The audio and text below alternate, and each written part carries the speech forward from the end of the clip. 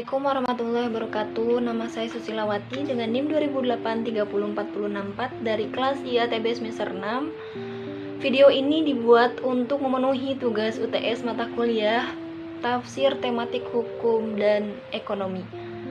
Sebelum ke pembahasan inti, sebelumnya saya akan menjelaskan terlebih dahulu apa itu ijaroh.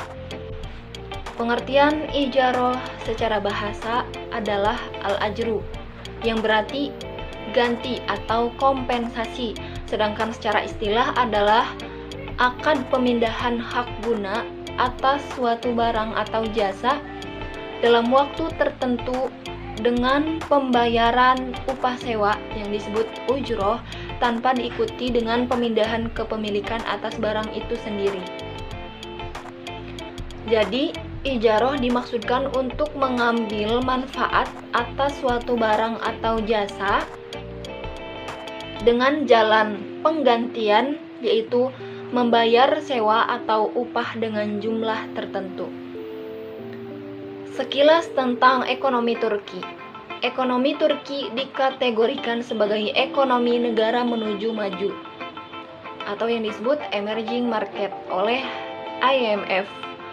Turki adalah salah satu negara maju di dunia menurut CIA atau Badan Intelijen Pusat World Factbook. Nah, di sini saya mengambil contoh tentang hukum sewa menyewa di apartemen Turki.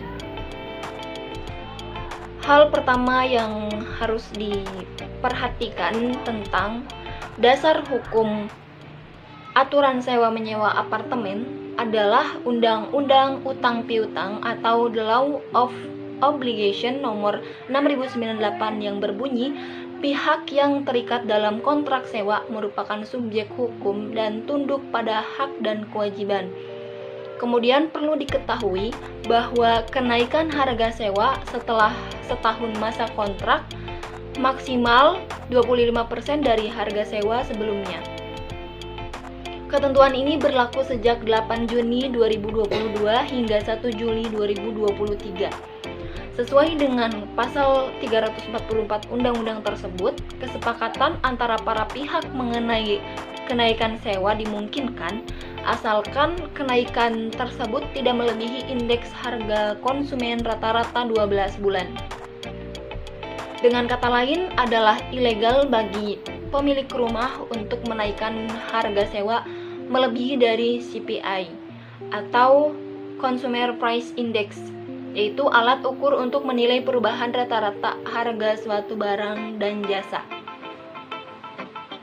Kemudian dapat diketahui catatan CPI diumumkan oleh Institut Statistik Turki.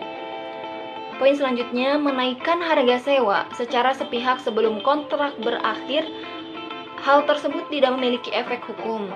Penyewa masih dapat terus membayar sewa sesuai perjanjian sewa. Selain itu, ancaman tindakan pengusiran atau penggusuran dalam konteks ini ilegal, yaitu tidak berlaku. Dalam banyak kasus, karena pemilik tidak dapat menaikkan harga sewa sewaktu-waktu, pemilik mencari kesalahan penyewa agar dapat mengusirnya. Nah, pengusiran selama masa kontrak berlaku adalah tindakan ilegal, yaitu tindakan yang tidak boleh dilakukan. Kondisi apartemen sebelum dan pada akhir sewa harus sama. Jika terjadi perubahan atau kerusakan, penyewa harus melakukan perbaikan atau sesuai kesepakatan, mengurangi jumlah deposit yang akan diterima. Kemudian, si pemilik rumah berhak meminta ganti rugi apabila terdapat kerusakan atau perubahan kondisi apartemen. Seharusnya mendapatkan persetujuan tertulis dari si pemilik rumah, karena izin yang diberikan secara lisan tidak dapat menjadi dasar yang valid dan dapat menyulitkan penyewa saat akhir masa sewa.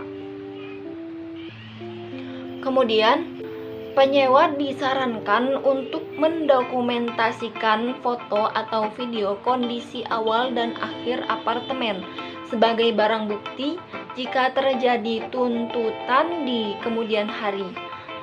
Dan disarankan juga untuk serah terima kunci di hadapan notaris. Jika tidak memungkinkan, dokumentasi foto atau video saat serah terima kunci kepada pemilik atau keluarga pemilik pun sudah cukup. Kemudian poin selanjutnya, pembayaran bulanan sewa disarankan memiliki bukti, dapat melalui transfer bank atau kwitansi yang apabila tidak disiapkan oleh pemilik dapat disiapkan oleh penyewa apartemen.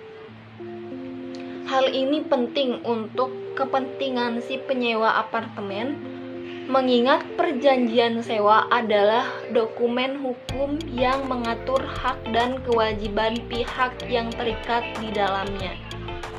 Maka pengejawantahan hak dan kewajiban tersebut harus tertuang melalui bukti tertulis. Mungkin sekian. Wassalamualaikum warahmatullahi wabarakatuh.